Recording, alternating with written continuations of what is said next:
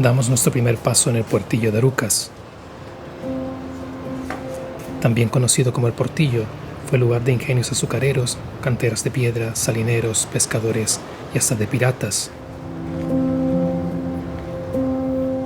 Lugar de arribo y leva de Macacoa, Constanza o San Antonio, bergantines para el tráfico de mercancías a distintos puertos de las islas.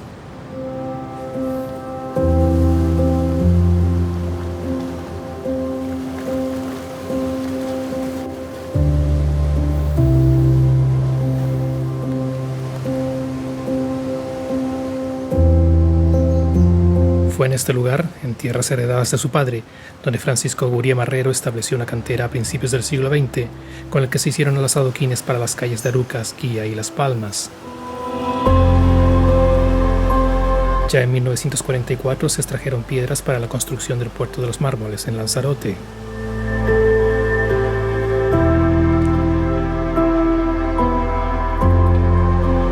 La Punta del Camello delimita la zona conocida como Olla de la Sal, uno de los puntos de la costa aruquense donde se cultivaba esta sustancia para ser embarcada rumbo a Guía y Gáldar.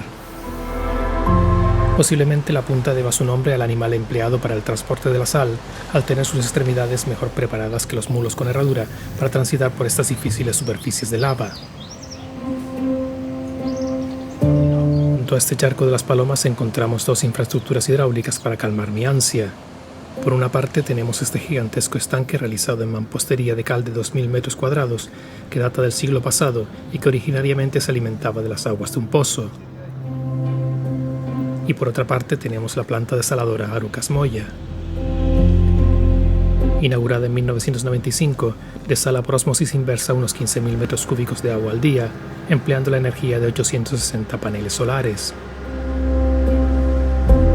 Además de para el consumo agrícola, suministra agua para el 90% de la población de Arucas, el 70% de la de Moya y el 20% de la de Firgas.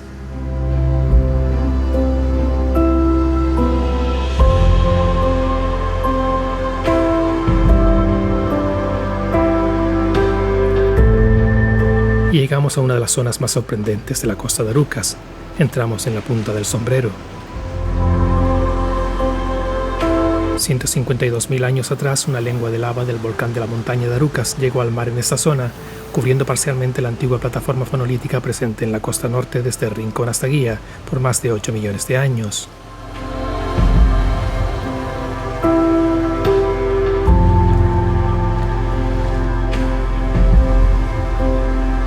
Esta lengua de lava nos regala curiosas formaciones rocosas de colores grisáceos azulados y disyunción laminar.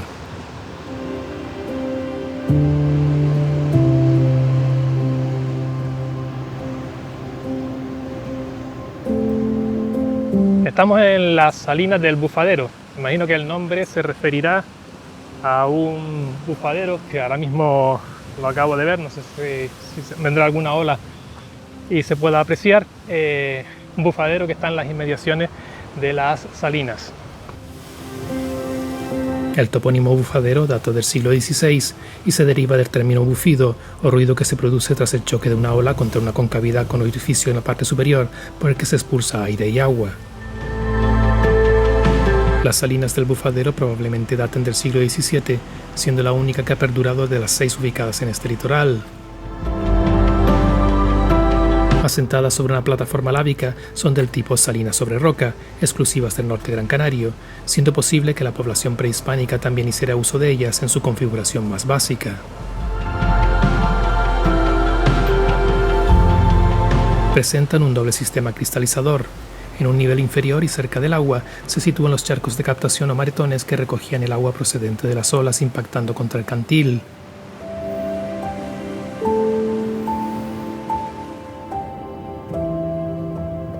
En el nivel superior se encuentran las maretas de cristalización realizadas con barro y cordones de piedra.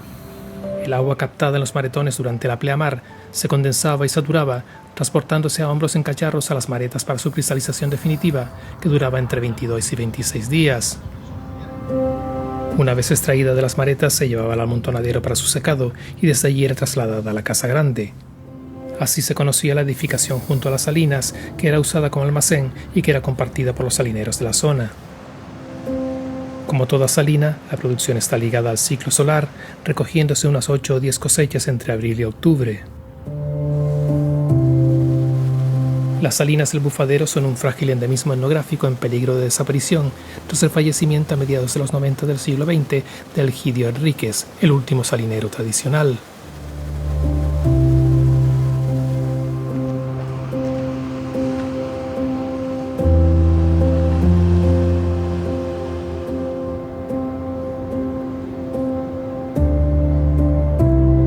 Alcanzamos la pequeña ensenada de la Hondura, topónimo que hace referencia al elevado acantilado y la profundidad de las aguas en esta parte de la costa. Da nombre también a uno de los caseríos, donde al igual que el Guincho, Lomo Ramírez y Altanasio, vivían los jornaleros de las fincas de la zona, en ese entonces localizadas en el interior de las mismas. Pasamos junto a la zona que el mapa nombra como el Tablero, no sé si será en referencia a esta curiosa superficie plana.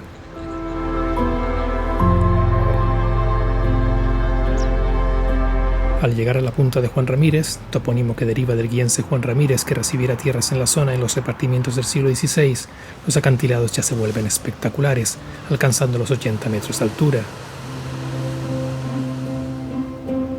Y el camino se vuelve más estrecho y peligroso, aunque siempre está la opción de seguir por la pista de tierra para subir la autovía, sin entrar en ella, claro, y descender hasta el Caletón de Cebolla para regresar a la ruta, como indica la línea verde de la foto. Y no se preocupen, con esta alternativa también podremos disfrutar de la joya de este tramo, las espectaculares vistas del Caletón del Guincho.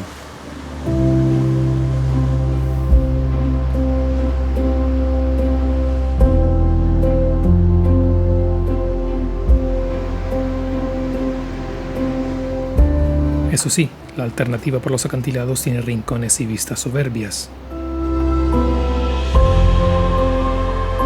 El avistamiento del sorprendente puntón anuncia ya la proximidad del Caletón del Guincho, y aunque difícil es no centrarnos en el mar, en sus paredes encontramos en primer lugar la Fuente del Guincho. Situada en la parte superior derecha de la imagen, es una de las 2 galerías con agua de las 4 que se excavaron en el siglo pasado. Los vecinos del lugar venían a por agua hasta que comenzaron a emplearse abonos químicos en las plataneras de la parte superior. Unas escaleras en muy mal estado nos llegan al segundo punto de interés. Se trata del Pozo del Guincho, que según la FEDAC data del siglo XIX. Curiosamente está casi al nivel del mar y su agua se elevaba hasta un gran estanque ubicado sobre la autovía, supongo que el de Lomo Ramírez. Dejó de explotarse debido a la poca rentabilidad de sus aguas al presentar alto contenido salino. A través del pozo se accede a una gigantesca cueva conocida como Cueva del Guincho, la Boca del Diablo o Cueva del Pirata.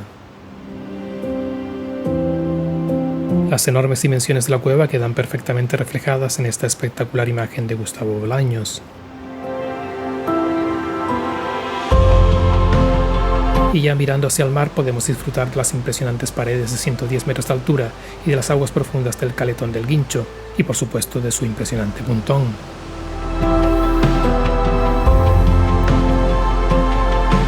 Y no lo hemos dicho, pero el topónimo de este lugar posiblemente se derive de la presencia en el pasado de águilas pescadoras, conocidas en Canarias como guinchos. Extinta en Gran Canaria, La Palma y Fuerteventura, todavía es posible observarla surcando los cielos del archipiélago Chinijo.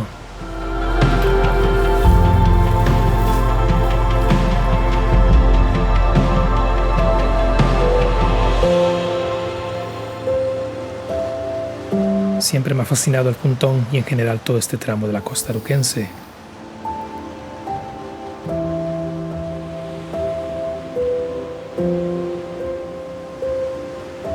El sendero por el lado oeste del Caletón, aunque sin puntos que nos expongan demasiado, también sigue siendo estrecho y no aconsejado si se tiene vértigo.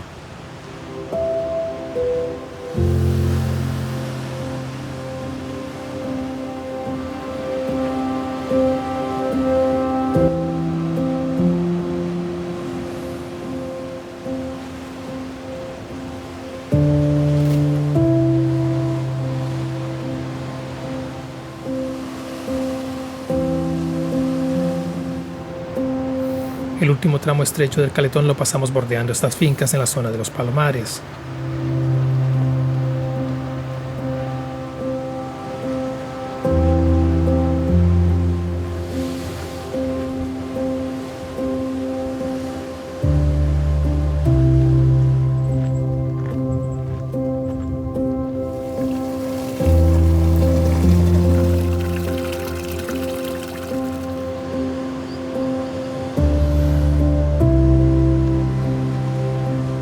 Hoy tranquila, en esta escarpada costa de Punta Tabefe, el mar bate con especial intensidad como pudimos comprobar en una ruta de 2020.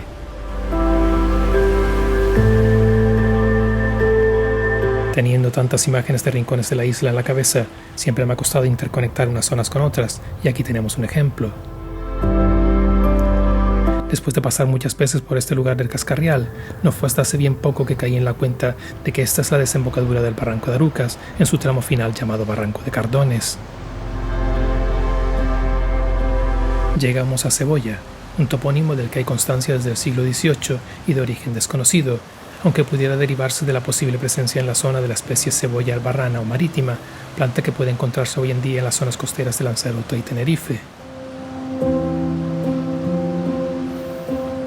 Encontramos las escaleras de bajada a la tapiada fuente de Cebolla, y dentro del conjunto de yacimientos a lo largo del barranco desde la Hoya San Juan, unas cuevas artificiales donde se encontraron utensilios de piedra, como morteros o molinos naviformes, actualmente ubicados en el Museo Canario.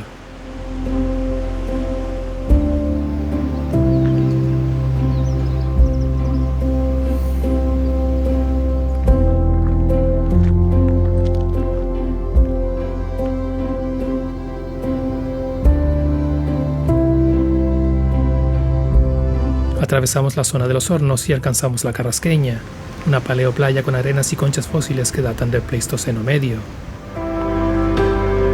Aunque en estas zonas se observan con claridad, en realidad estos yacimientos pueden encontrarse en razas marinas entre la Punta de Arucas y Cebolla, actualmente a más de 30 metros sobre el nivel del mar.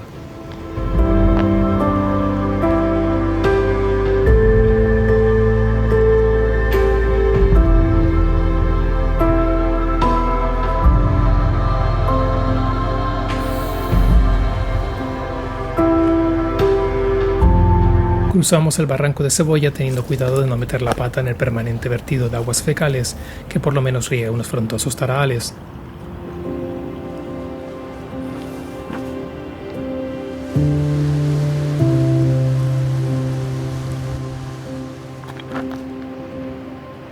Por este camino de la parte superior, pues hay que subir un pelín, pero bueno, tampoco tanto. No te separas tanto de la costa, sigues teniendo las mismas vistas y lo hace con mucho mayor seguridad.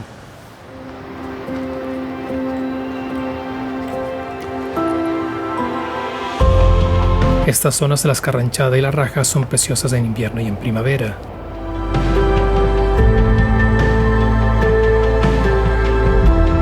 Y ya entramos en los terrenos de la Punta de Arucas, una plataforma de abrasión marina desarrollada a partir de la colada del volcán Montaña de Cardones hace 421.000 años, de la que en su extremo norte solo quedan unos islotes, el mayor denominado El Roque. Siendo fondo marino en tiempos relativamente recientes, en la actualidad se eleva entre 25 y 30 metros sobre el nivel del mar. Y esta elevación continúa en nuestros días.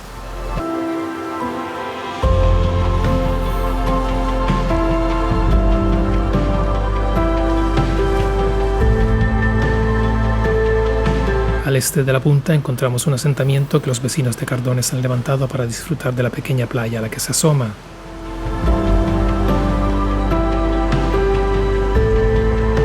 Ramón, maestro de los drones, tiene en su canal de YouTube Islavisión un vídeo con unas espectaculares imágenes aéreas del mar batiendo contra la punta que son una auténtica obra de arte.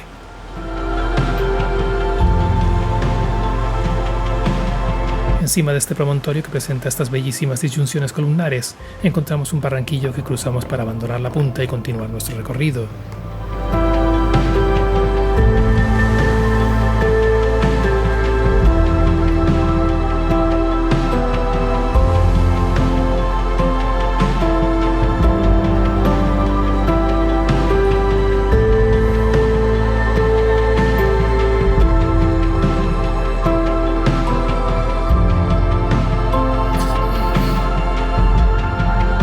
En el tramo final del recorrido de hoy, y ante la dificultad para continuar la costa, ascendemos por la zona del frontón para acercarnos a la autovía. El último tramo de la costa de Arucas se extiende hasta el barranco de Tenoya, en la zona que según Grafcan se denomina el Callao de Tinoca. Y en Tinoca, sin ese, finalizamos nuestro recorrido, dirigiéndonos, siempre detrás de la valla de la autovía, hacia la parada de guaguas que nos devolverá al puertillo. Aunque he hecho este recorrido varias veces, me apetecía recorrerlo y capturarlo pausadamente con la cámara, degustando y saboreando sus rincones e interesándome por sus historias. Espero que ustedes hayan disfrutado tanto como yo en este viaje por la costa de Arucas.